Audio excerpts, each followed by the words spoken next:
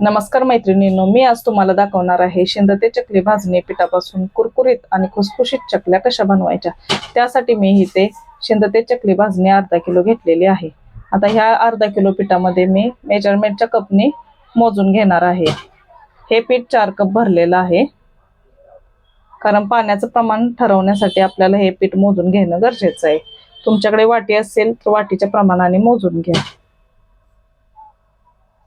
Cup भरताना हलक्या हाताने चमचा फिरवून भरायचा आहे, किंवा खाली पोकळही कप ठेवायचं नाही आणि जास्त दाबूनही भरायचं नाही। तर परफेक्ट प्रमाणामध्ये आपण पाणी आणि तेलाचं मोहन टाकू शकतो। हे बघा, अशा पद्धतीने 4 कप पीठ हे भरलेलं आहे। आता ह्याच्यामध्ये आपल्याला मसाले टाकून घ्यायचे। ह्याच्यामध्ये मी टाकणार आहे 1 चमचा लाल तिखट। तुम्ही तुमच्या आवडीनुसार लाल तिखट, ओवा, सफेद तीळ टाकू शकता, कमी जास्त करू शकता। मी इथे लाल तिखट 1 चमचा टाकलेला आहे, पाव चमचा ओवा आणि 2 चमचे सफेद तीळ टाकलेला आहे। तुम्ही तुमच्या आवडीनुसार कमी जास्त करू शकता। चवीपुरतं मीठ।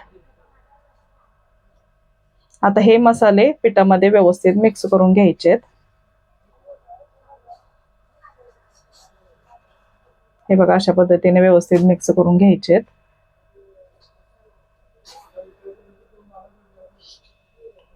आता मी पाणी उकळायला ठेवणार आहे। 4 कप पीठ भरलेलं आहे, त्याच्या अर्धा 2 कप पाणी उकळायला ठेवणार आहे। हे बघा, 2 कप पाणी घेतलेलं आहे, म्हणजे पिठाच्या अर्ध पाणी आपल्याला उकळायला ठेवायचं आहे। पाण्याला उकळी आलेली आहे। आता मी गॅस बंद करणार आहे, कारण पहिल्यांदा आपल्याला तेलाचं मोहन टाकायचं आहे पिठात। अर्धा किलोला हे 4 चमचे तेलाचं मोहन टाकायचं आहे। तेलाचं मोहन चुकवू नका, परफेक्ट टाका, तर तुमच्या चकल्या कुरकुरीत आणि खुसखुशीत व्यवस्थित होतील आणि तेलकटही होणार नाहीत। हे बघा, अशा पद्धतीने 4 चमचे मी तेलाचं मोहन घेतलेलं आहे। ह्या साईजचा चमचा माझ्याकडे आहे, अशा साईजच्या चमच्यानेच तुम्ही तेलाचं मोहन टाका। अर्ध्या किलोला 4 चमचे तेलाचं मोहन विसरू नका, व्यवस्थित टाका। आणि कडकडीत तेलाचं मोहन गरम करून पिठावरती टाकायचं आहे। आता हे मी पीठ चमच्याच्या साहाय्याने मिक्स करणार आहे, कारण तेलाचं मोहन जास्त गरम आहे।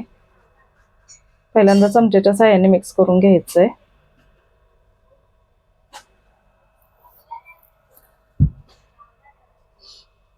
आणि नंतर हाताने चोळून घ्यायचंय।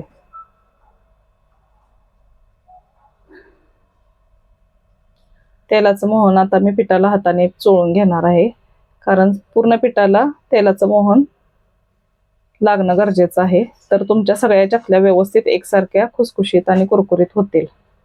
अशा पद्धतीने तेलाचं मोहन पिठाला चोळून घ्यायचंय। सगळ्या पिठाला व्यवस्थित मोहन लागलं पाहिजे, हे असं चोळून घ्यायचंय। पिठाला मोहन चोळून झालेलं आहे आता आपलं। आता पहिल्यांदा मी 1 कप पाणी घेणार आहे उकळलेलं। पूर्ण 2 कप उकळलं म्हणून पूर्ण एकदम पिठामध्ये 2 कप पाणी टाकायचं नाही, थोडं थोडं टाकत मळून घ्यायचंय। आता हे ते पाणी जास्त गरम आहे, म्हणून मी चमच्याच्या साहाय्याने पहिल्यांदा पीठ मिक्स करत आहे। पाण्याचं आणि तेलाचं मोहन परफेक्ट टाका, तर तुमच्या चकल्या व्यवस्थित कुरकुरीत आणि खुसखुशीत होतील।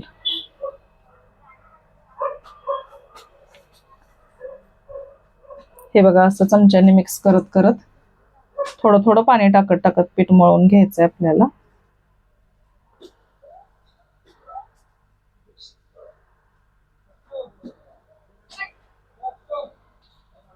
एका कपातलं राहिलेलं पाणी टाकलेलं आहे मी, आता मी दुसरा कप भरून घेतलेला आहे। थोडं थोडं पाणी टाकत मिक्स करून घ्यायचं, एकदम पूर्ण टाकायचं नाही। हे पीठ आपल्याला हातानेही मळून घ्यायचंय।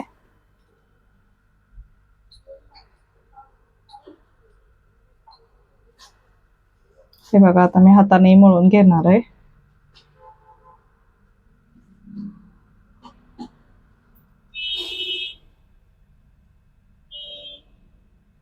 असं मिक्स करून घ्यायचंय व्यवस्थित।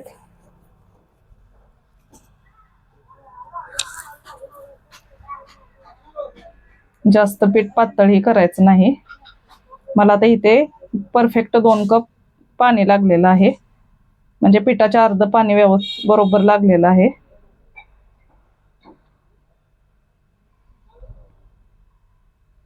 तेवढ्या प्रमाणात घट्ट पीठ झालं पाहिजे.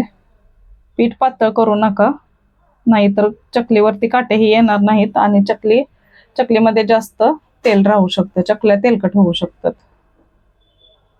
आता हे पीठ आपल्याला 5 मिनिटं झाकून ठेवायचंय. 5 मिनिटं झालेली आहेत. तर ह्यातला एक गोळा तोडून घेतलाय मी. आता कोमट पाण्याचा हात घेऊन हे पीठ व्यवस्थित मळून घ्यायचंय. जसं आपण भाकरीचं पीठ मळून घेतो त्या पद्धतीने हे पीठ मळून घ्यायचंय. पाणी कोमटच घ्या, थंड घेऊ नका. आणि जास्त पाण्याचा हात घेऊन पण मळायचं नाही, कारण पीठ आपल्याला घट्ट मळायचंय, थोडं जास्त पातळी करायचं नाही, तर आपल्या चकल्या व्यवस्थित कुरकुरीत आणि खुसखुशीत होतील. पिठाला क्रॅक्स नाही आल्या पाहिजेत. हे बघा, आता क्रॅक्स येत आहेत पिठाला. मी अजून 2 मिनिटं मळून घेणार आहे,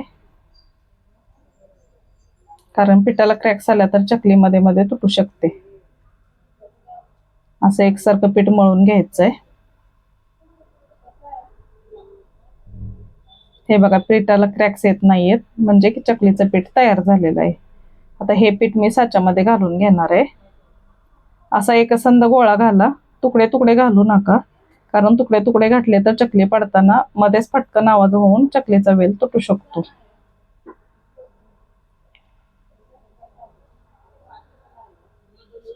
इकडे तेलही गरम करायला ठेवलेलं आहे मी. आता चकल्या पाडून घ्यायचेत. चकल्या पाडताना वेल एकदम जवळ जवळ घालू नका, थोडीशी जागा सोडून घाला, कारण चकल्या भाजताना व्यवस्थित भाजल्या जात नाहीत.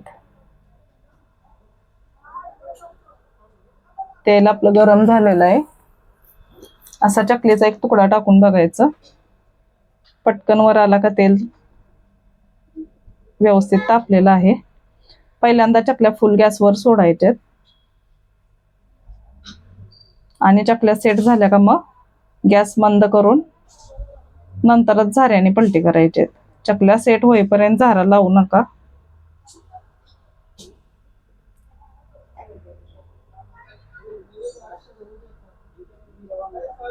हे बघा, आता गॅस मंद करून ह्या चकल्या पलटी करायचे.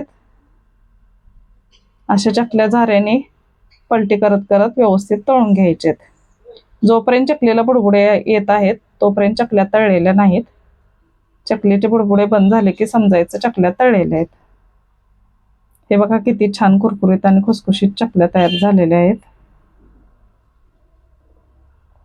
माझी रेसिपी कशी वाटली मला कमेंटमध्ये नक्की सांगा, आणि माझ्या व्हिडिओला लाईक, शेअर आणि सबस्क्राईब करायला विसरू नका.